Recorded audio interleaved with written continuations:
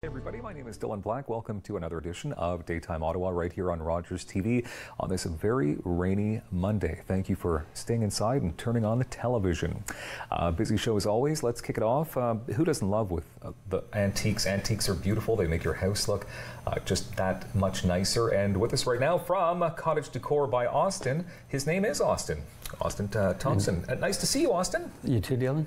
Tell us about your business. How long has it been around for at this point? Well, I've been dabbling in antiques for probably 25 years, but as far as this business, I've been trying to get it off the ground and selling for 7 or 8 years, I guess. But where are you located out of? I live right here in Ottawa, just Green Bank baseline area. Okay. Where I've been living for the past 7, 8 years. Okay. So you're based out of your home then? Yes, I am. It's a home business, yeah. What is it about antiques then that drew you to a love for it all those years ago? Appreciation for quality, I guess, more than anything. Everything that was made back then was well made, and it stands the test of time. It doesn't fall apart. It's when it breaks, it's worth fixing, you know. And it's just, and as it gets old, it develops a warmth, some kind of warmth that when you look at it, it just puts a smile on your face. Yeah. So are you saying though that stuff made today, have you noticed that it's just not the same as it used to be? Yes, quite a bit. Unless you're willing to pay a big price. It seems the whoops.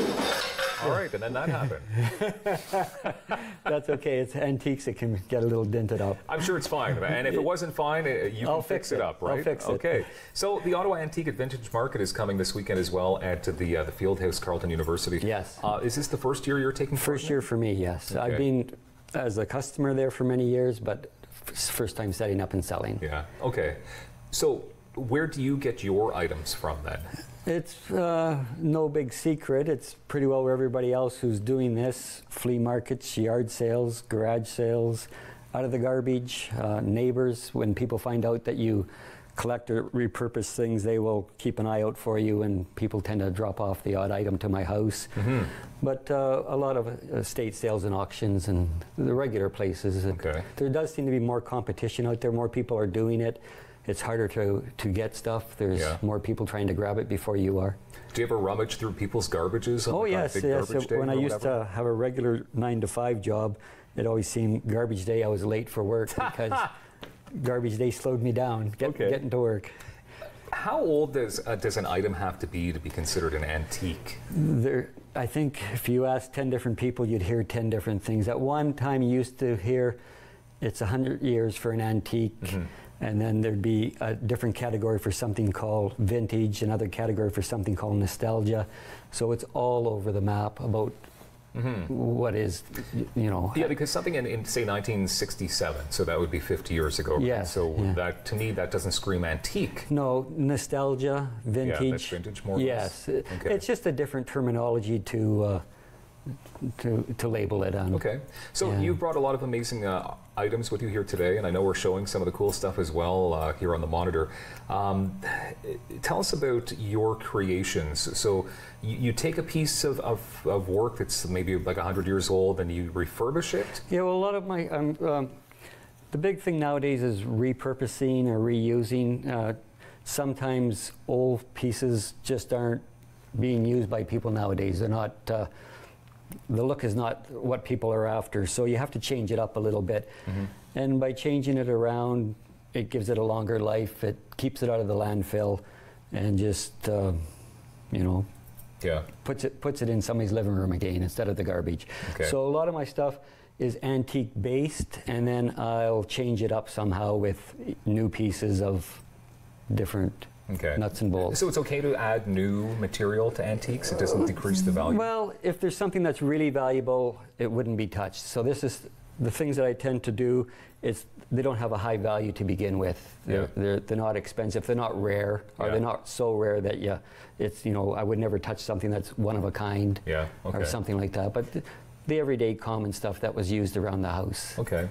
So as I mentioned, and we've been showing some of it, you have brought a lot of amazing pieces. So where would you like to begin with some of the stuff that you've worked on? Oh, we can just start with right in front of us. I'm afraid to touch anything I don't. No, it doesn't. Could be worth millions of dollars. It isn't. If it was worth millions, I wouldn't have to be here. Okay. Simple little coat rack. There's lots of coat racks, lots of ideas for coat racks. This is part of a wine barrel, so it's just a stave off a wine barrel. And I had a blacksmith do up some forged hooks for me. Mount the forged hooks on the stave, and you put that onto your wall. Entranceway, kid's bedroom, and a bathroom. Nice little curvature to it. If you're hanging towels off it, it keeps the towels away from the wall a little bit. So the piece in front of you, that piece, it's pretty much the same type of deal? Well, this is part of an old toboggan. Oh, okay. So the toboggan would have curved in a little bit more, but that stuck out from the wall a little too far, so I just cut it down. The hooks were actually out of an old church. They were the place where you'd hang your coat on your pew, and they were taking all the pews out of the church, and I was able to buy a bunch of hooks. And then I just re-roped it, and really interesting. So that's another piece that can go on the wall. I love that. So lots of different things. I've done old skis, turned them into coat hooks. It's just, you sit down for a while and stare at something, and your imagination just starts to take over. Yeah. And you do most of your work in your shop. You have a shop at your residence as well? I have a shop now. For 7 or 8 years, I worked in the driveway on nice days, and when the weather was bad, my wife let me into the dining room, and I worked in the dining room. That's amazing. So the dining room is not probably the nicest floor anymore, but it did serve the purpose well. But after 8 years, my wife said, this is enough. Time to get your own. Time to get my own. So I built a shop this summer. It's not a big shop, but it's as big as the city would allow me in the backyard. Okay. So I'm in there now, and I've been in there for just about a month. And the work you do with canoes as well, old canoes. Yes, well, I collect canoes. I've been buying and selling canoes for maybe 30 years.